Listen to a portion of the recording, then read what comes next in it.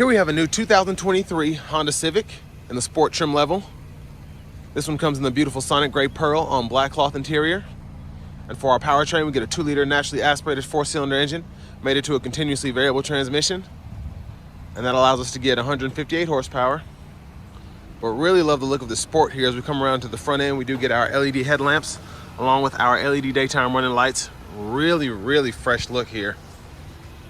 And even with all the plastic there on the front end, it just looks absolutely fantastic. And then you gotta love these 18-inch aluminum wheels, absolutely stunning. Love that black there, and how it matches the black mirror caps is really slick. And then this one comes with tint on the windows, really like how they did that. But here we have the controls for our power mirrors. Then we have our power door locks, rear window lock, and then we have our power windows along with one touch up and down automatic for the front two.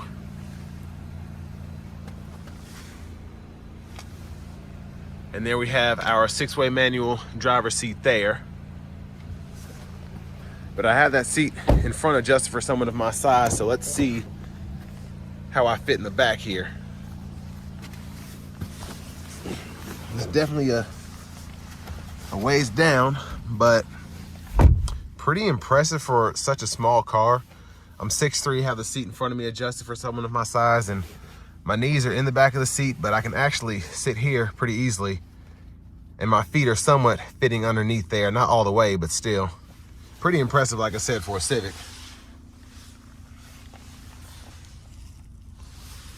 And I do like that we have the door hanger here, and then we can hang our clothes there.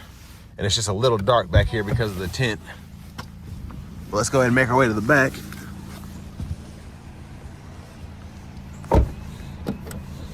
And here we have our fuel filler here, like that. And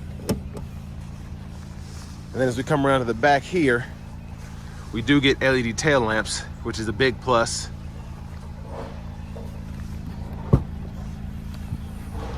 And there's our storage in the back. We have all the mats that come with this one. I think this comes with the all-weather floor mats, so they're in that box, but just a lot of space here in the back.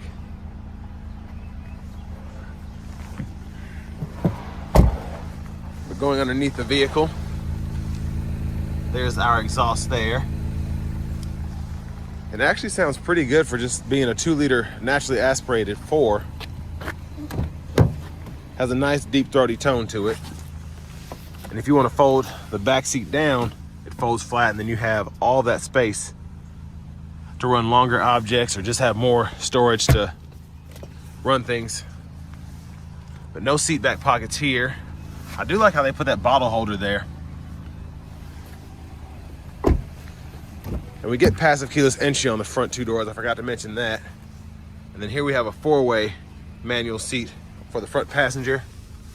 And then there's our glove compartment. Owner's manuals are there.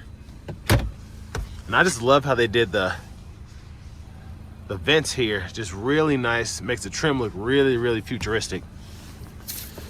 While we're over here, let's take a look at this window sticker. And I want to give a huge shout out to Darryl Waltrip Honda for allowing me to review this vehicle today. But the only option here is going to be that Sonic Gray Pearl, which is absolutely beautiful. And then, like I said, this one has a few other options, so like tint and things of that nature. So that's a little bit extra, but I mean, that tint looks absolutely fantastic on this car. But really just love the styling of the Civic. I think they refreshed it in like 21, and it just is really nice.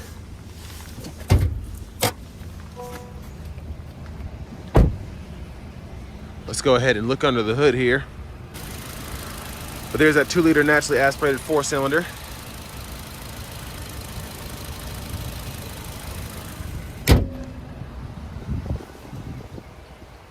Just finished raining, so it's a little wet out here. But let's go ahead and hop on the inside.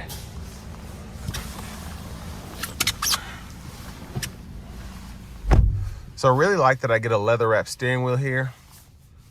Feels really nice too. And I just love how modern the steering wheel looks. Well, there's still not a lot going on there in a good way.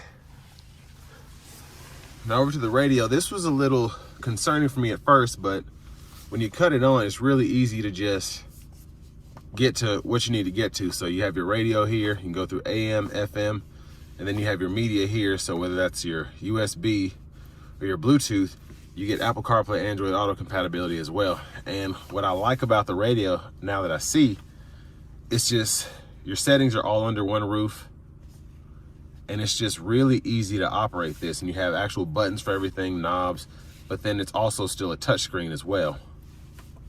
So just like how they did that, really, really simple. So it's kind of hard to not, you know, like getting in a Range Rover or something, the radio's nice, but you don't know how to hook your Bluetooth up. This is not gonna be one of those issues. And there's our backup camera. Guidelines follow you as you turn the steering wheel. And then you do have the multi-view as well. So depending on how you want to see things, but I do like how you get that wide angle, and then you can kind of narrow it down if you're trying to get close to something without hitting it. And then really like these knobs here. See if you can see that as I tilt up, down, side to side. But I just like how it's kind of hidden there. Your hazards. And then we do get single zone automatic climate control, so adjust temperature here. Let me turn it on so y'all can see. Temps here, fan speed is here, and I love the animation on the actual knobs themselves. And then here, you just turn this, and it'll show you down here, but it'll also show you up here as well. So just like how, like I said, everything is really minimalistic here, but it still looks really cool. USB-A input there, 12 volt there. Got a nice storage pocket here, so when you have your phone plugged in, you can just lay it out of the way. And then for the CVT, shifter, pull the lever behind, reverse, neutral drive. And then of course you can mimic shifts here with the paddle shifters behind. We'll test that out. You get 3 drive modes, Econ, Normal, and Sport. And I do like that as you get to the bottom, if you listen to the clicks, it'll stop you. Well, it'll beep at you to let you know that's as far as you can go. But auto stop, you can toggle that off here. Electronic parking brake, pull up to engage, press the brake, and then press it down to disengage. And then we have our auto brake hold here, which you can toggle there. And it'll show you, make sure you have your seatbelt on, and then push it. And then we have our cup holders here. Excuse the mic, it's raining out, so my jacket's getting in the way. And then we have center console cubby space there. You can put it either back here or up front. And there's a view of the back seat from up here. And then getting to the steering wheel, we have our volume controls here, track list, or radio station presets here. We can toggle between our sources here. And then we have our home button here. And that'll be for the left side of the gauge cluster. We can use a scroll bar to go through all that. So a lot going on there without it being confusing. And I just really like how they set that up. And then voice recognition controls here. And then we have our adaptive cruise here, all the controls for that, and then our lane keeping assist system as well. And like I said, we'll test that out on the drive. Headlamp controls are here. And we can put our high beams on there, flash the high beams. And then over to the right stalk here, windshield wiper controls. And then of course, with this one being a hatchback, we have a rear wiper control as well. And then we can push up for the front wiper fluid there, and then turn there for the rear wiper fluid. There's our push button start. Finally, here's our key fob, and we do get remote start.